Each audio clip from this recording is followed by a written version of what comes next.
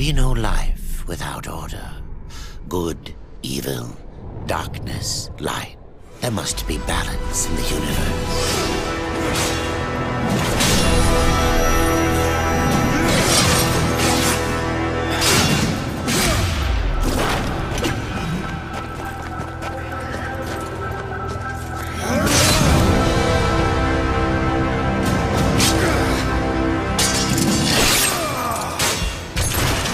In Darksiders 2, you leave war behind and move on to death.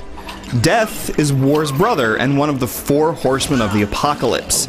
His story plays out over the same time period as war's, but Darksiders 2 has a different feel than the original Darksiders. It still springs forth from biblical legends, but it's darker, more inventive, much longer, much bigger, and more enjoyable than the game that preceded it.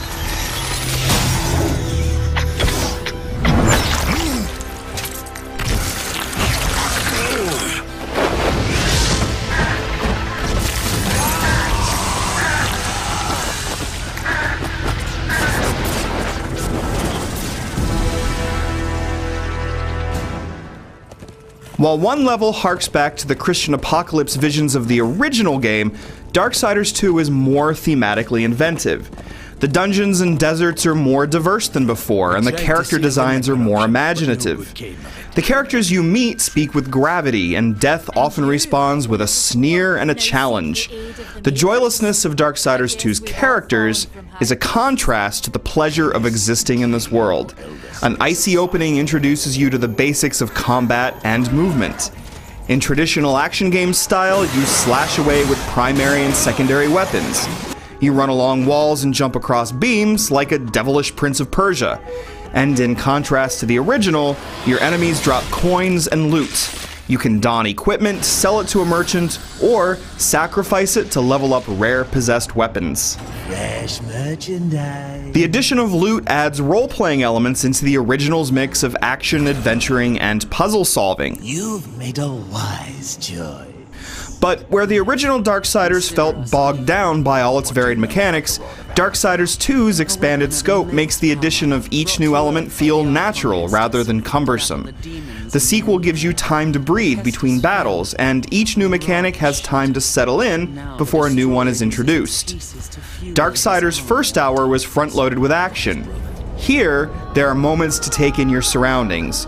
You might miss the upfront barrage of action at first, but Darksiders 2 is more about adventure than constant onslaught.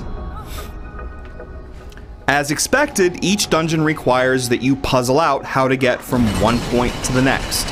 At first, this involves scaling walls, throwing bombs, and so on. Then, you get a phantom grapple hook that allows you to swing from glowing hooks.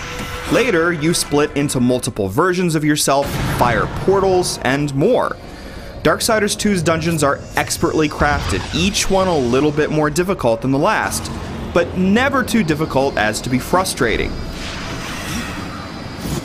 Just don't rely too heavily on your companion crow, Dust, who's supposed to point out your final destination, but might lead you astray. Skills are divided into two trees and allow you to perform powerful offensive moves or to summon creatures to assist you. The action is largely satisfying. It's smooth and responsive under the fingers and colorful and bloody on screen. Death's primary sides make for fluid combat, while his secondary weapon provides rhythmic diversity. That weapon might be a huge axe, super fast gauntlets, or something else entirely. Your grapple and your gun can also be valuable assets, and battles are at their best when you confront creatures with diverse attack patterns.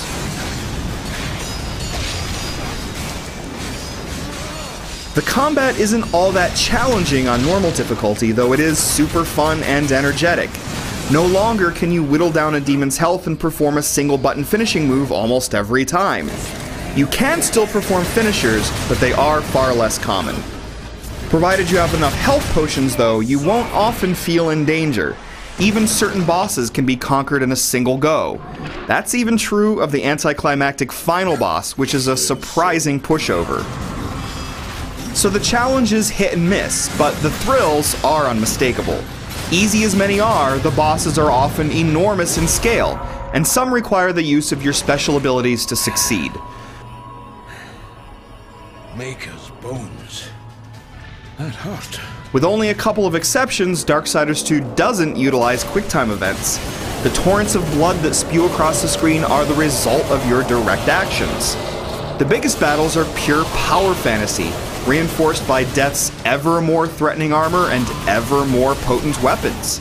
And if you're really into the combat, you can take on the Crucible, where you can earn new gear by taking on waves of enemies.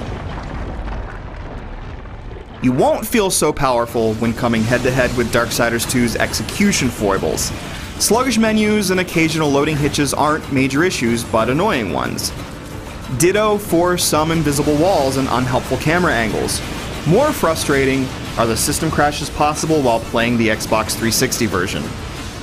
Those uncommon technical problems aside, Darksiders 2 is remarkably well put together, particularly in light of its impressive scope. The game uses its expansive geography to cultivate a satisfying tempo in which your intellectual triumphs are rewarded with demonic brutality. This is one case in which you should embrace death, for he'll lead you to an epic adventure you shouldn't miss.